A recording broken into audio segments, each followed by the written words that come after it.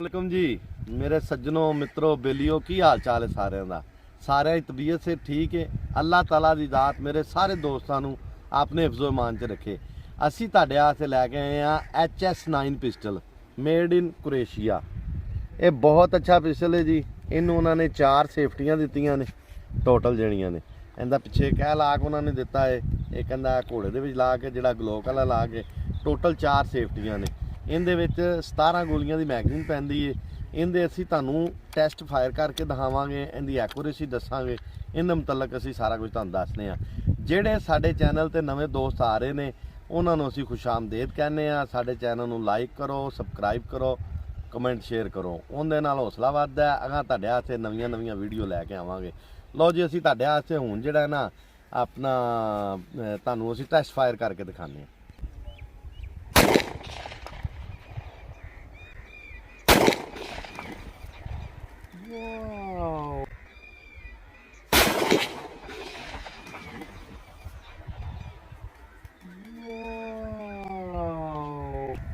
ਅਸੀਂ ਤੁਹਾਨੂੰ ਇਹਦੇ ਟੈਸਟ ਫਾਇਰ ਕਰਕੇ ਦਿਖਾਏ ਨੇ HS9 ਦੀ ਐਕੂਰੇਸੀ ਬਹੁਤ ਅੱਛੀ ਐਕੂਰੇਸੀ ਹੈ।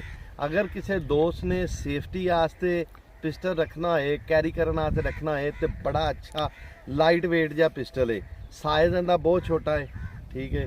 ਇਹਨੂੰ ਜਿਹੜਾ ਨਾ ਜਿਹੜੇ ਵੀ ਦੋਸਤ ਸੇਫਟੀ ਵਾਸਤੇ ਰੱਖਣਾ ਚਾਹੁੰਦੇ ਨੇ ਬੜੀ ਆਲਾ ਕੁਆਲਿਟੀ। ਇਹਦੇ ਥੱਲੇ ਉਹਨਾਂ ਨੇ ਇਹਦੇ ਵਜ਼ਨ ਨੂੰ ਘੱਟ ਕਰਨ ਵਾਸਤੇ ਥੱਲੇ ਪੋਲੀਮਰ ਲਾਇਆ, ਬੈਰਲ ਔਰ ਬੁਲਡ ਲੋਏ ਦਾ ਹੈ, ਔਰ ਇਹਦਾ ਵਜ਼ਨ ਬਹੁਤ ਘੱਟ ਹੈ। ये बेहतरीन और आला किस्म का पिस्टल है। ये ਜਿਹੜੇ ਦੋਸਤ ਲੈਣਾ ਚਾਹੁੰਦੇ ਨੇ ਉਹਨਾਂ ਨੂੰ ਬਹੁਤ ਅੱਛਾ ਮਿਲ ਜਾਏਗਾ। ਇਹ ਹੁਣ ਤੁਹਾਡੇ ਵਾਸਤੇ ਦੁਬਾਰਾ ਜ਼ਗਾਨਾ FX9, ਠੀਕ ਹੈ। ਇਹ ਪਿਸਟਲ ਦੇ ਅਸੀਂ ਤੁਹਾਨੂੰ ਟੈਸਟ ਫਾਇਰ ਕਰਕੇ ਦਿਖਾਵਾਂਗੇ। ਇਹਦੀ ਐਕੂਰੇਸੀ ਦੇ ਮੁਤਲਕ ਅਸੀਂ ਤੁਹਾਨੂੰ ਦੱਸਨੇ ਆ ਜੀ। ਲੋ ਜੀ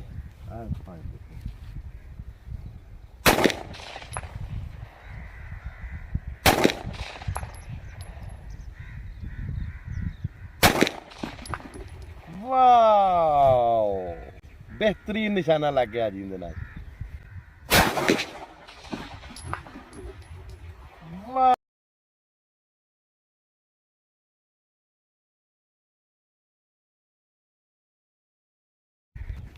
आ जनाब टॉरस का पिस्टल है, ब्राजील का PT92।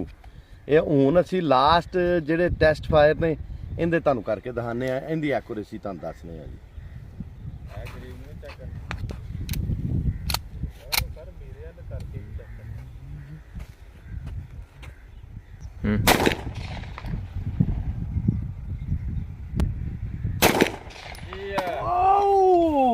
जबरदस्त